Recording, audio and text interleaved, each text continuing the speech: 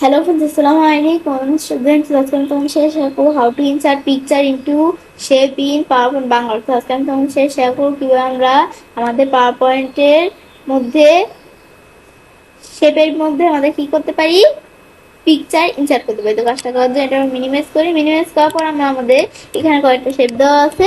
এখন ধর আমি এই শেপসটার মধ্যে পিকচার ইনসার্ট করবো। সেই ক্ষেত্রে আমি যদি এই যে আমরা আমাদের এদিকে আসি, আমরা আমাদের এই ফর্মেটে এসে আসার পর আমি যদি শেপ ফিলে আসি, তো এই যে দেওয়া পিকচার এখানে এসে কিন্তু আমরা পিকচার ইনসার্ট করতে পারি।